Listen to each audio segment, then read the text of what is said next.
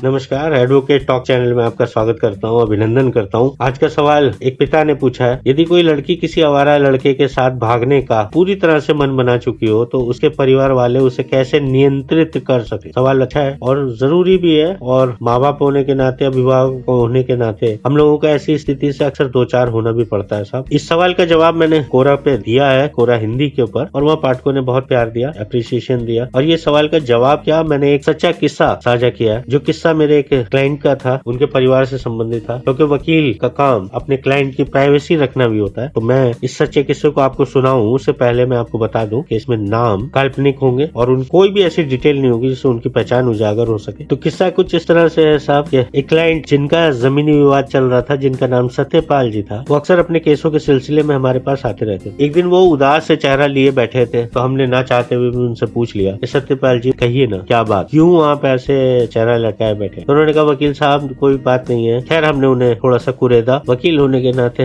हमें आता है सच्चाई कैसे निकलवाई जाती है, तो हमने कुरेदा। तो वो अपने आंखों में आंसू भरते हुए कुछ समय में टूट गए और उन्होंने अपनी सारी परेशानी हमसे कह डाली। हमने कहा, आपका फैसला सही है सत्यपाल जी, आपकी बेटी भोली यदि उस आवारा चतुर सिंह से शादी करना चाहती है तो ऐसे में हर माँ बाप विरोध ही करे। सत्यपाल जी बोले, वकील साहब विरोध स्वरूप अभी हमने केवल अपनी बेटी भोली का बाहर आना जाना बंद करा दिया है, परंतु बेटी की सहेली से पता चला है कि भोली उस चतुर सिंह के साथ घर से भागकर शादी करना चाहती है। अब भोली को कैसे समझाएं कि वो चतुर सिंह उसके लायक नहीं है, एक आवारा लड़का है। इसके बाद सत्यपाल जी ने अपने सलाहकारों, जिनमें उनके परिवारजन, यार दोस्त तथा रिश्तेदार भी शामिल थे, द्वारा सुझाए गए तरीके हमको बताकर सलाह मांगी और पूछा कौन सा तरीका वकील साहब ठीक रहेगा। हमने सत्यपाल जी से कहा कि सत्यपाल जी, आपके सलाहकारों का मैं सम्मान करता हूँ, मगर माफी के साथ कहना चाहूंगा कि आपके मामले में आपके सुझाए कोई भी तरीके काम नहीं कर। सत्यपाल जी चौंकते हुए बोले, ऐसा कैसे हो सकता है वकील साहब कि कोई भी तरीका काम नहीं करेगा। हमने कहा, हाँ ऐसा ही है, इसलिए क्योंकि जो सब तरीके आप बता रहे हैं उन सब बातों को तो चतुर सिंह पहले ही आपकी बेटी को बता चुका है। हमने उनको बताया कि ऐसे आवारा और चालाक लड़के अक्सर, क्योंकि सच्चा प्यार तो करते नहीं है, इसलिए उनको हर पल इस बात का डर रहता है कि कहीं लड़की उनको छोड़ ना दे, तो वो इससे बचने के लिए लड़की से पहले ही साथ निभाने की कस्में खिलवाकर सैकड़ों वादे करवा, साथ ही वो लड़की से कहते हैं, देख लेना तुम्हारे बिना मैं जिंदा नहीं रह सकता, और आगे देखना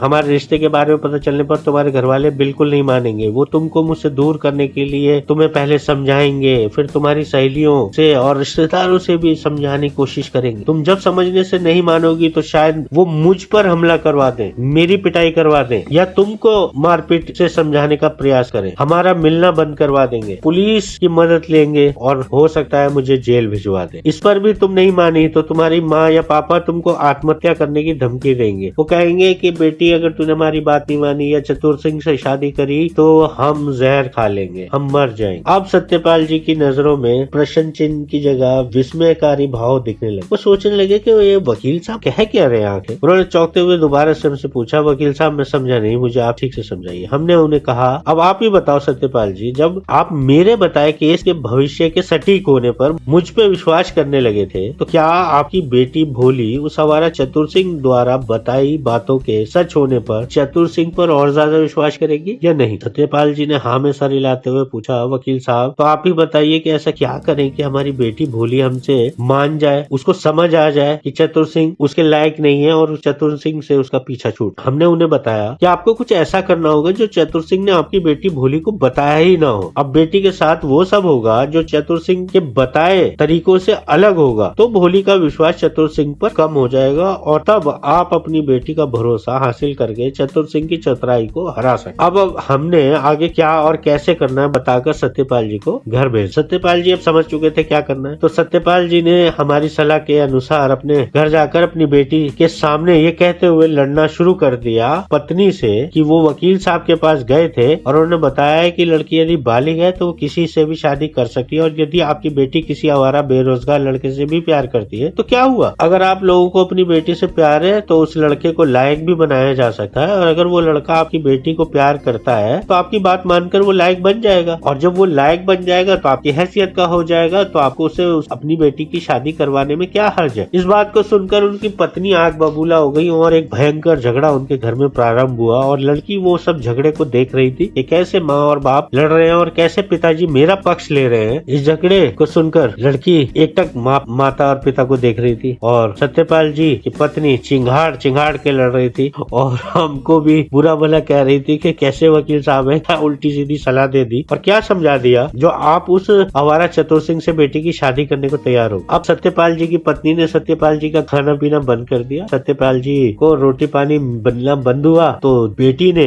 उनकी खाने पीने की सप्लाई शुरू कर दी, क्योंकि बेटी को लगा कि पिता तो बहुत अच्छे हैं, पिताजी तो सब मेरा पक्ष ले रहे हैं और चतुर सिंह से शादी कराने के लिए उन्होंने माताजी से भी या मेरी माँ से भी दुश्मनी मोल ले ली और मेरी माँ ने उन्हें खाना देना बंद किया तो क्यों न मेरे को देना चाहिए। तो वो सत्यपाल जी को खाना देने लगी। तो अब सत्यपाल जी और उनकी बेटी के बीच में एक अच्छी बॉन्डिंग बन गई। अब सत्यपाल जी ने अपनी बेटी भोली का विश्वास जीतने के बाद प्यार से उससे कहा, बेटी क्या चतुर सिंह तेरे से सच में प्यार करता है? बेटी ने हाँ में सर हिलाया। तो सत्यपाल जी बोले, तो क्या चतुर सिंह तेरे प्यार और मेरे सम्मान की खातिर एक लायक लड़का बन सकता है? बेटी ने खुशी से अपने पिता को देखा और हाँ में सर हिलाया। सत्यपाल जी बोले, बेटी मैं उसको अपने पास से पैसे लगाकर अपना बेटा समझकर इंजीनियर बनाकर तेरी माँ समेत सभी रिश्तेदारों के मुंह पर तमाचा मारकर तेरी शादी चतुर सिंह से धूमधाम से करवाऊं। अब भोली अपने पिता की बात सुनकर बहुत खुश हुई और भोली ने चतुर सिंह को फोन लगाया और अपने पिता द्वारा कही गई सभी बातों को चतुर सिंह को बताया। चतुर सिंह समझ गया कि ये कुछ न कुछ खेल हो रहा है, तो उसने कहा कि तेरे पिता नाटक कर रहे हैं, झूठ बोल रहे हैं, ऐसा कुछ नहीं है, क्योंकि वो आवारा था साहब, उसे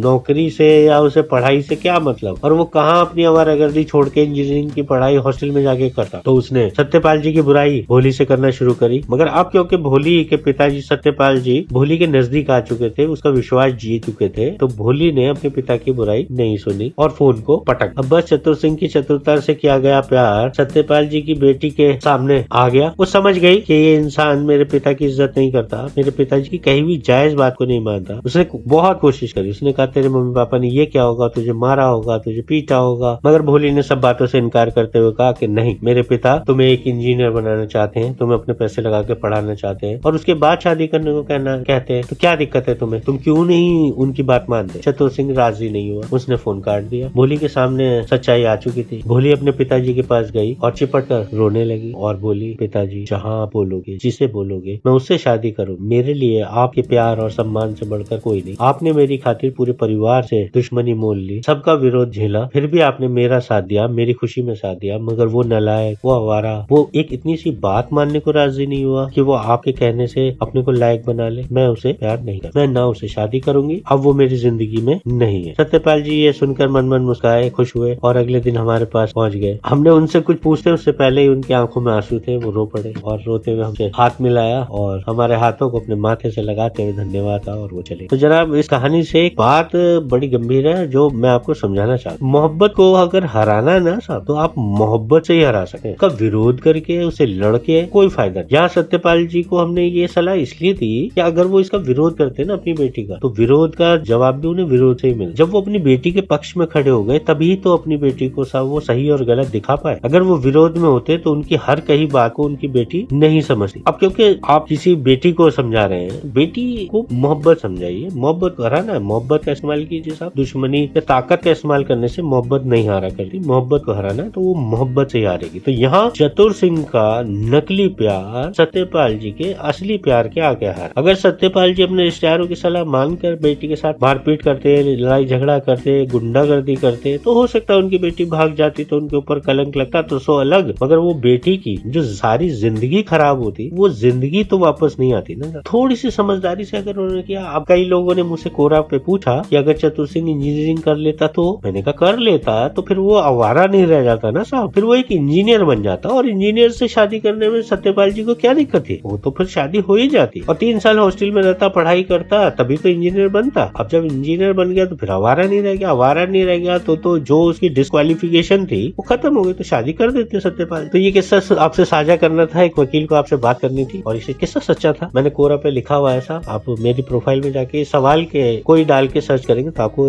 इसका जवाब लिखित में भी पढ़ने को मिल जाएगा। तो धन्यवाद जनाब, आपने मुझे सुना। यूट्यूब पे नया हूँ, कोरा पे पुराना हूँ और आदत नहीं है, मगर साहब आप यूट्यूब का आपका रिवाज है, तो मैं आपसे इतनी इल्तिजा करूंगा कि साहब हम लोग आपस में बातचीत करते रहे, खुश रहे एक दूसरे से और ज्ञान ऐसे ही बढ़ता रहे। हम किससे सुनाते रहे, आप सुनते रहे, तो आप भी मदद कीजिए। यूट्यूब पे चैनल को सब्सक्राइब कीजिए, लाइक कीजिए, बेल आइकन को दबाइए साहब, जिससे आपको नोटिफिकेशन मिलेगा जब भी कोई नया जवाब या नई सलाह इस चैनल पे अपलोड होगी। तो उम्मीद है आप जरूर मदद करेंगे। धन्यवाद साहब, नमस्कार।